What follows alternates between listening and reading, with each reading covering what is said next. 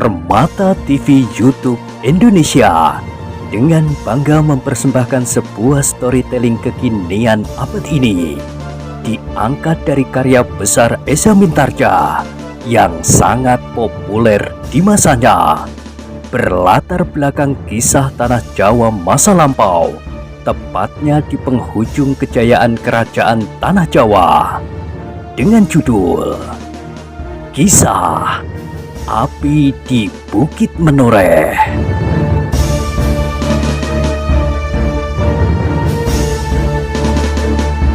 Pada kesempatan yang sangat baik ini, kita masuk pada episode yang ke-292. Selamat menikmati.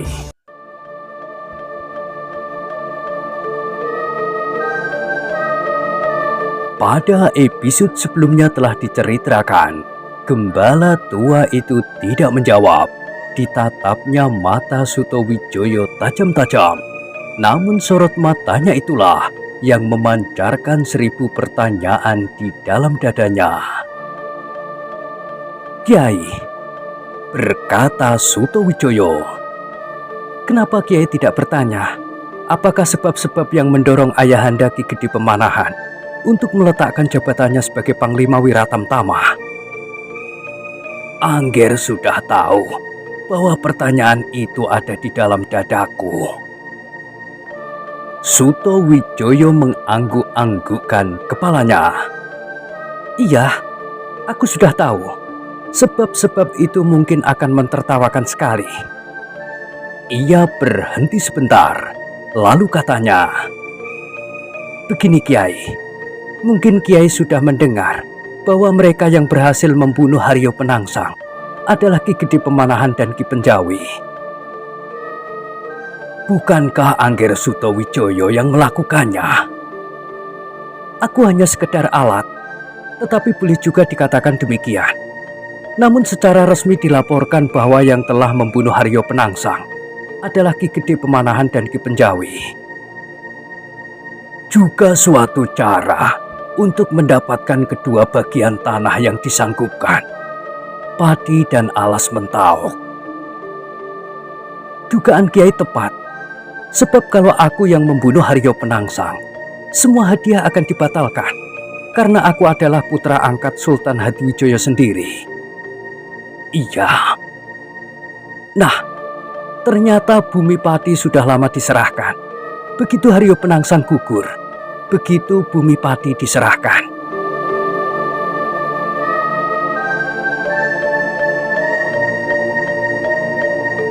Gembala tua itu mengangguk-anggukkan kepalanya. Sekali-sekali dengan sudut matanya ia mencoba melihat wajah kedua muridnya. Dan gembala tua itu melihat wajah-wajah itu menjadi tegak. Tetapi Sutowijoyo meneruskan, "Tidak demikian halnya dengan Alas Mentauk. Padi yang sudah terbuka dan sudah menjadi semakin ramai segera dapat mulai digarap. Tetapi Mentauk yang masih berupa hutan belukar masih harus menunggu tanpa batas.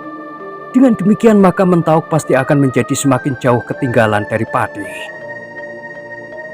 Sejenak Kupolo dan Kupito saling berpandangan, sedang gurunya yang tua itu mengangguk-anggukkan kepalanya. Meskipun ketiganya tidak mengucapkan sepatah kata pun, namun Sutowijoyo seakan-akan tanggap atas perasaan ketiganya, sehingga ia meneruskannya.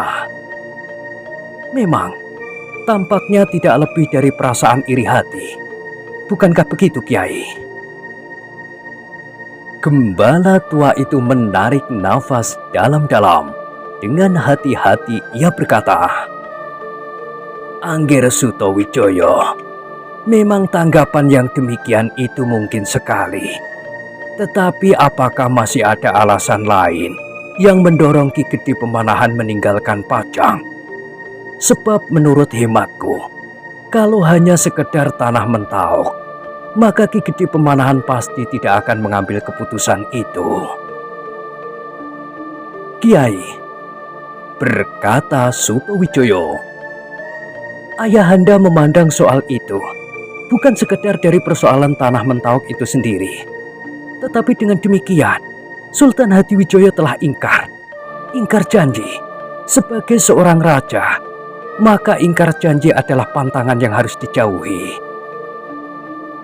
Gembala tua itu mengangguk-anggukkan kepalanya, tetapi ia masih bertanya, "Angger, apakah tidak mungkin bahwa Sultan Hadiwijoyo menganggap bahwa bukan saja tanah Mentauk yang kelak akan jatuh ke tangan Angger, meskipun lewat Ki Gede Pemanahan, karena tidak ada orang lain yang pasti akan menerimanya, tetapi bahkan seluruh Pajang akan jatuh ke tangan Angger Sutowijoyo? Apakah aku harus menutup mata dari suatu kenyataan bahwa di istana ada Adimas Pangeran Benowo? Apakah ada tanda-tanda bahwa tahta kelak akan diwarisi oleh pangeran itu?"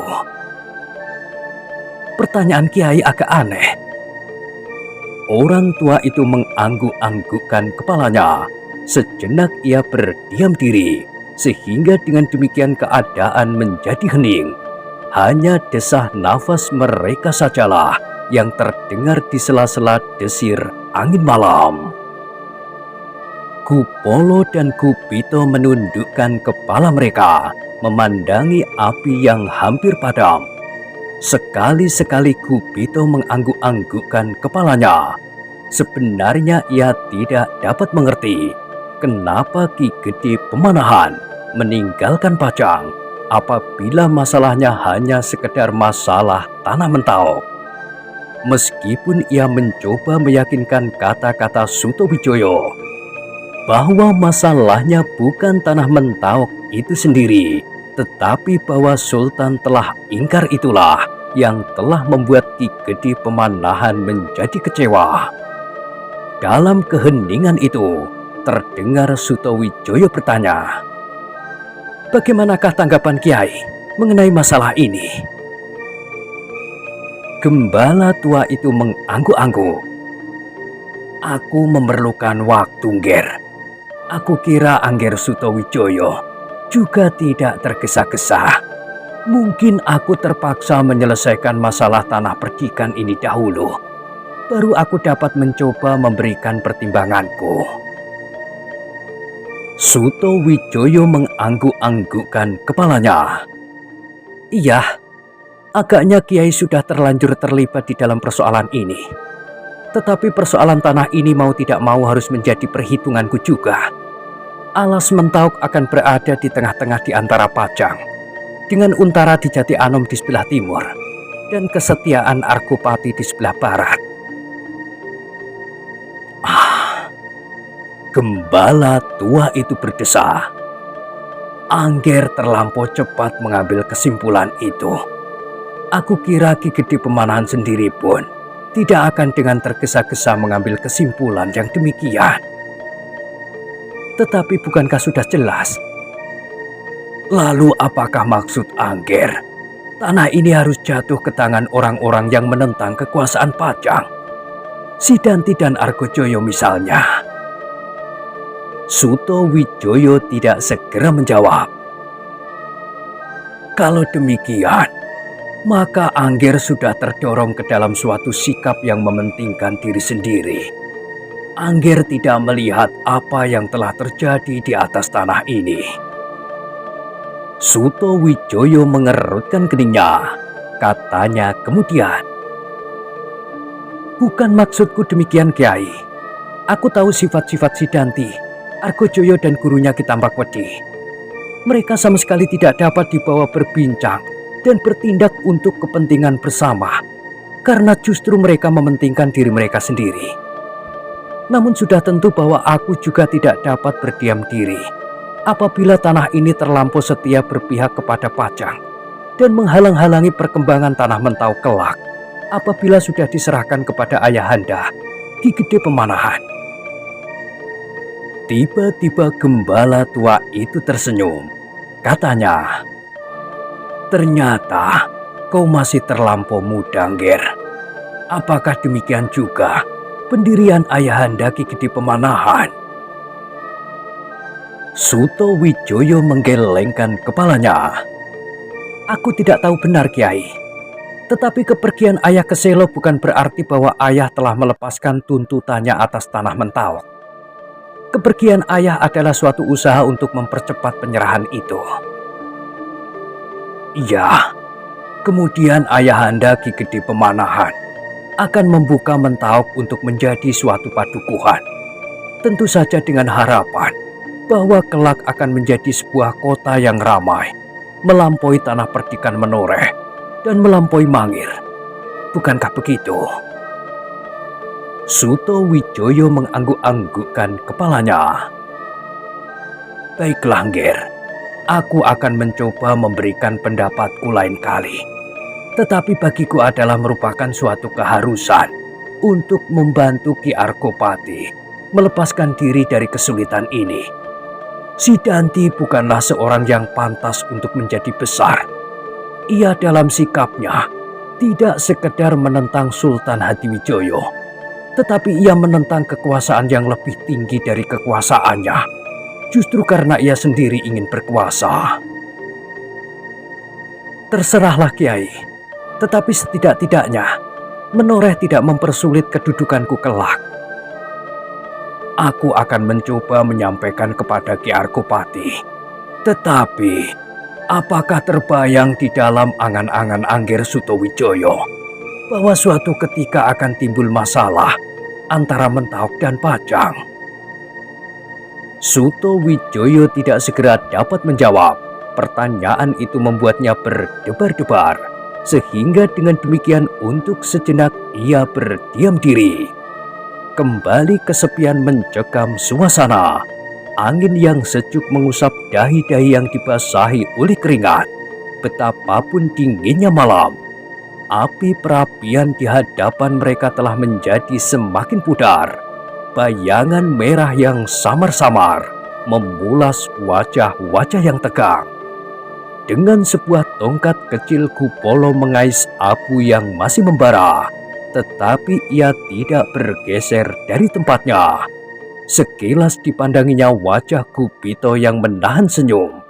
Ternyata ubi yang dibenamkannya di dalam abu itu telah menjadi arang.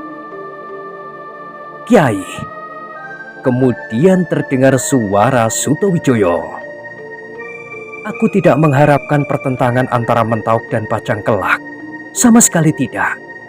Ayahanda Ki Gede Pemanahan maupun ayahanda Sultan Hadiwijoyo pun pasti tidak. Gembala tua itu mengangguk-anggukkan kepalanya. Syukurlah, pertentangan itu tidak ada gunanya.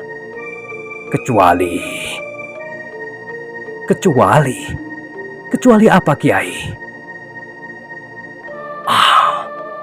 Gembala tua itu berdesah. Tidak ada kecualinya. Pertentangan dalam bentuk apapun tidak menguntungkan. Sutowijoyo menggigit bibirnya, tetapi ia tidak dapat memaksa gembala tua itu untuk berbicara.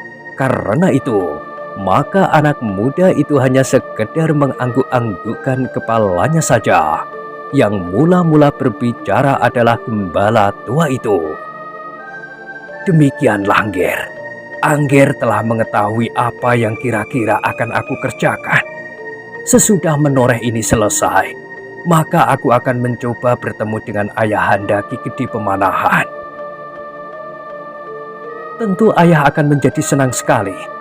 Beberapa kali ayah bertanya tentang Kiai. Setiap kali ayah bertanya tentang bentuk dan gambaran tubuh Kiai.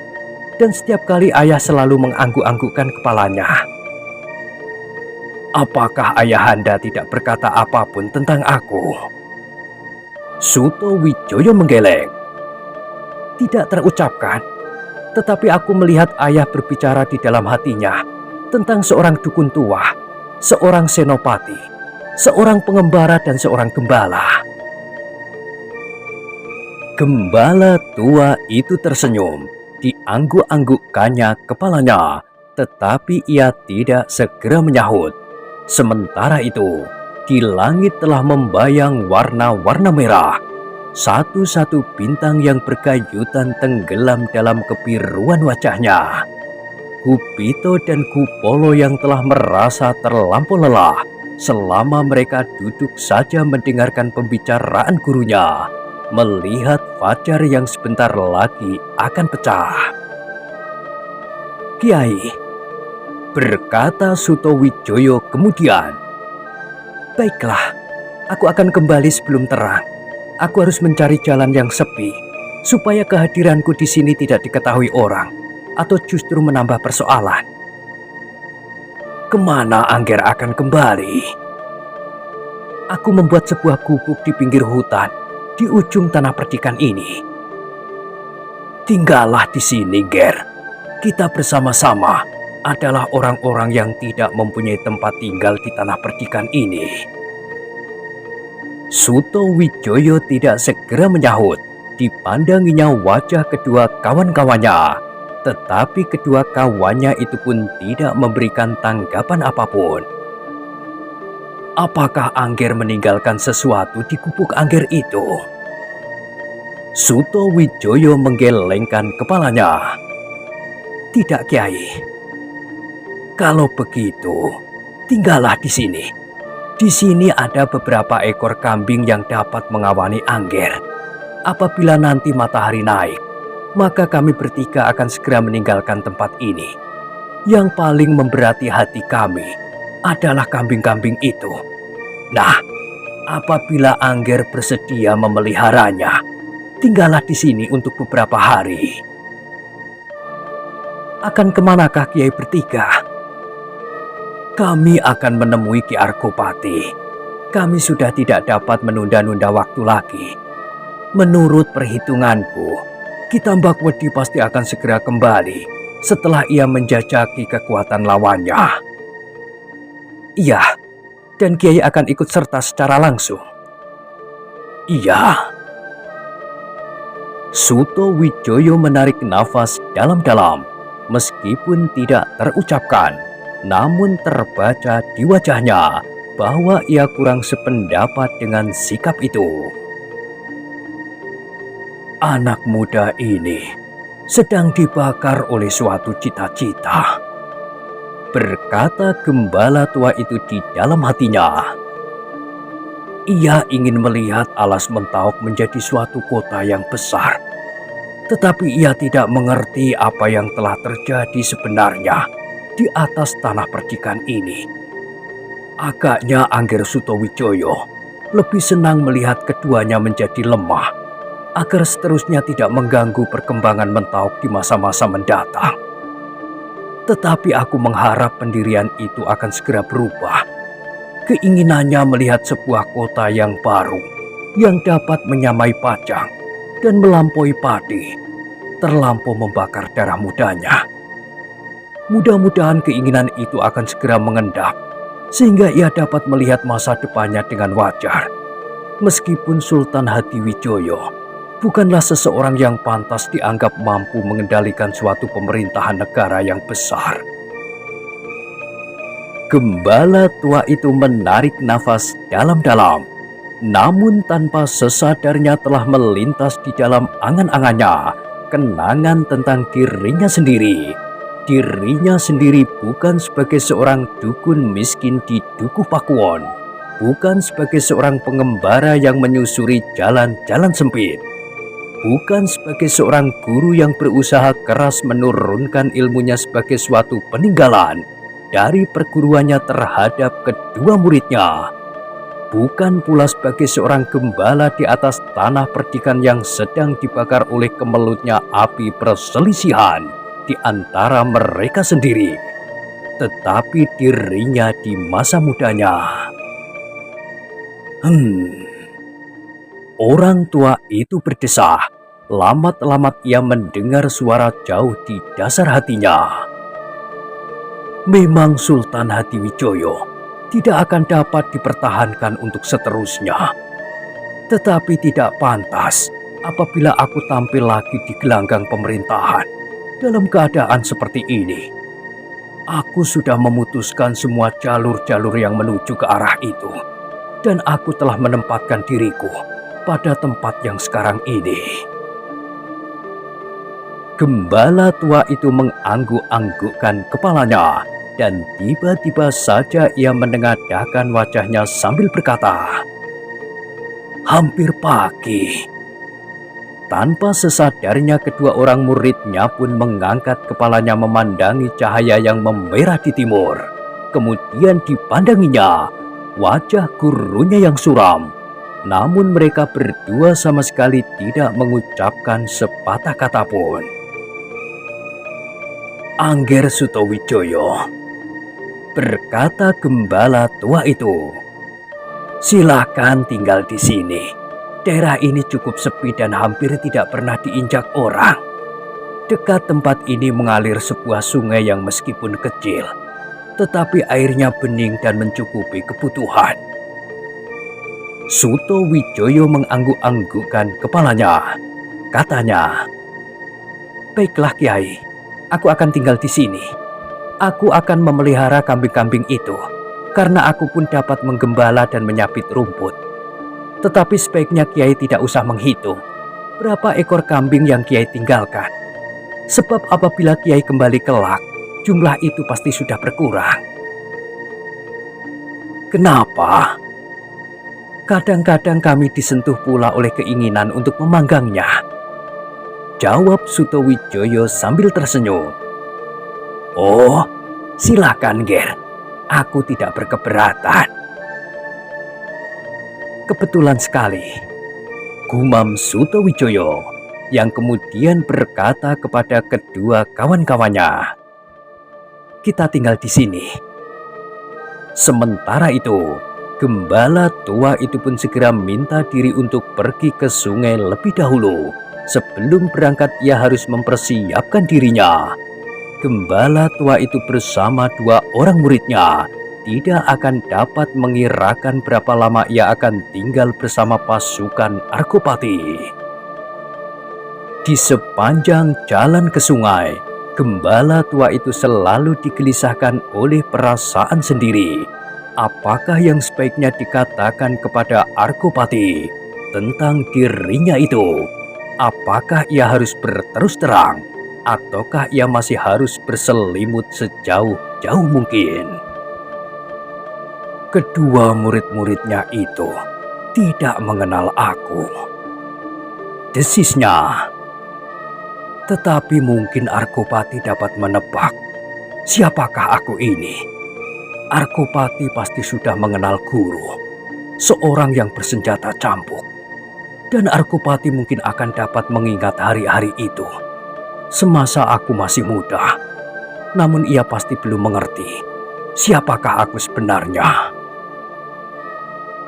Keraguan-raguan itu selalu membayanginya selama ia berendam diri di dalam sungai. Kemudian setelah ia berpakaian, menyelesaikan kewajibannya, dan kemudian melangkah kembali ke gubuknya. Di jalan setapak dari sungai itu, ia bertemu dengan Kupolo yang dengan bersungut-sungut berkata kepadanya, "Upiku menjadi arang." Gembala itu tersenyum. Jawabnya, "Masih ada ubi yang lain. Semuanya telah aku masukkan ke dalam api. Masih melekat pada batangnya. Bukankah kau dapat mencabutnya lagi?" Kupolo tertawa. Kemudian ia berlari menghambur ke sungai. Beberapa langkah lagi orang tua itu bertemu dengan Gupito. Agaknya perhatiannya lain dari adik seperguruannya. Dengan sungguh-sungguh ia bertanya, "Sikap Sutowijoyo agak aneh, Guru. Apakah ia ingin melihat Pajang runtuh?" Tidak begitu, Gupito. Yang menjadi tujuan Angger Sutowijoyo bukan itu. Yang penting baginya adalah Mentauk menjadi besar. Kalau Mentauk justru akan menjadi besar karena Pajang, maka pasti tidak akan ada pertentangan antara Pajang dan Mentauk. Gupito menundukkan wajahnya.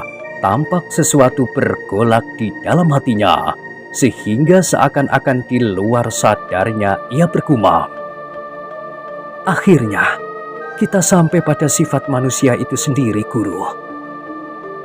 Bagaimana? Bertanya gurunya. Mereka selalu memburu kepentingan diri sendiri. Mereka menempatkan kepentingan sendiri di atas kepentingan yang lain. Seperti apa yang dilakukan oleh Sultan Hatiwijoyo dengan menyingkirkan Haryo Penangsang.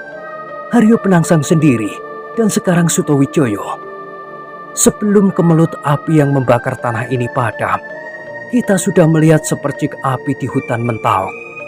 Di sini telah terjadi geseran kepentingan, dan kelak di Mentauk akan terjadi pula.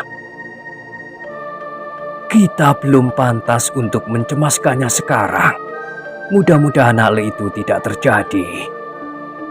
Mudah-mudahan, Guru. Jawab Gupito. Tetapi seperti yang pernah Guru ceritakan, bahwa api yang membakar seluruh Pajang dan Jipang sebenarnya adalah percikan api yang menyala di dalam dada orang-orang yang mementingkan diri sendiri.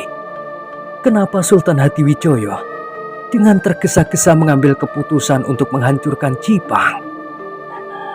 Orang tua itu mengangguk-anggukkan kepalanya. Iya, pamrih pribadi. Bukankah Guru pernah bercerita tentang dua orang gadis di Gunung Donorojo yang melayani Kanjeng Ratu Kalinyamat, yang bertapa telanjang dan bertirai rambutnya sendiri saja? Kau dapat melihat, Gupito, bahwa pergulatan pamrih pribadi dari orang-orang yang kebetulan memegang kekuasaan akan berakibat jauh sekali. Yang terlibat bukan sekedar orang-orang itu sendiri, tetapi mereka akan menyeret setiap orang di dalam lingkungan kekuasaannya. Seperti yang kita lihat di Menoreh kini, Guru. Bukankah begitu? Iya.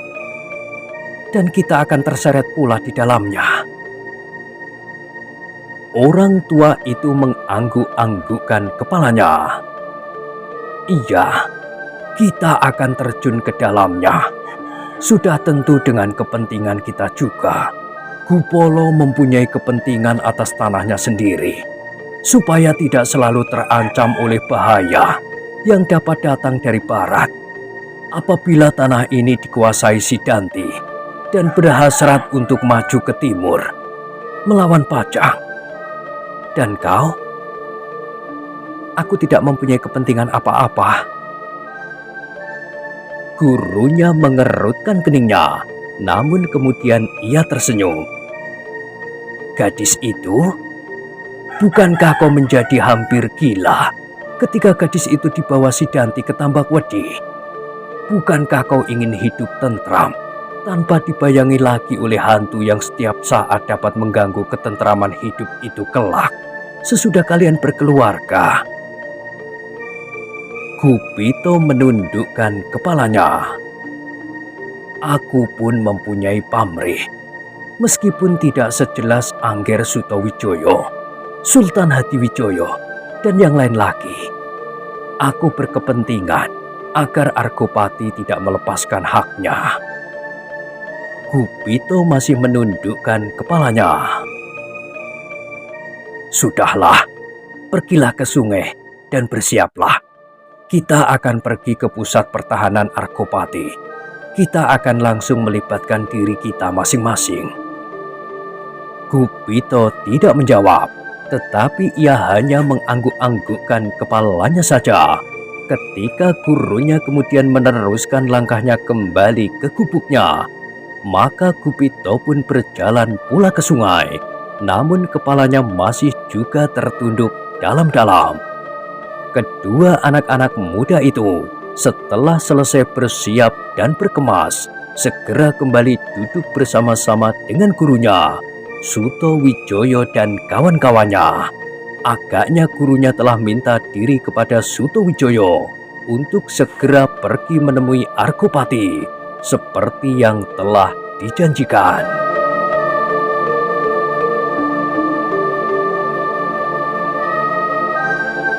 Aku mengharap bahwa api di atas bukit ini segera padam, Ger, berkata orang tua itu.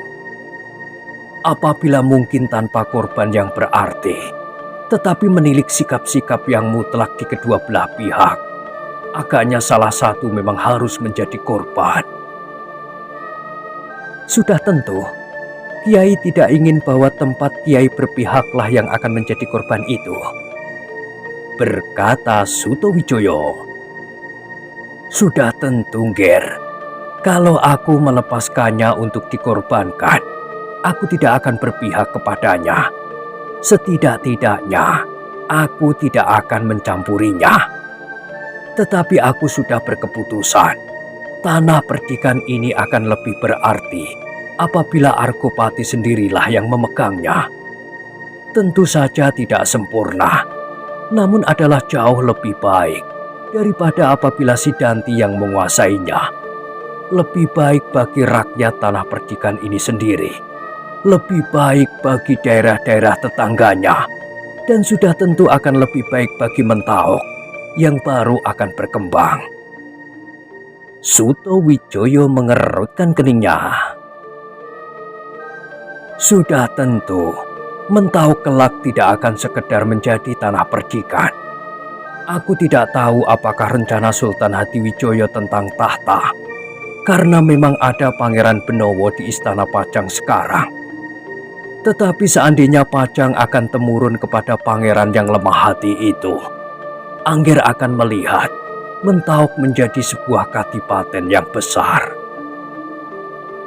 Sutowijoyo tidak menyahut, tetapi ia merenungkan kata-kata orang tua itu. Agaknya ia dapat mengerti jalan pikirannya, sehingga tanpa sesadarnya ia mengangguk-anggukkan kepalanya. Sementara itu, matahari telah meloncat ke punggung bukit. Sinarnya yang masih kemerah-merahan terserak-serak di atas pepohonan di hutan-hutan rindang.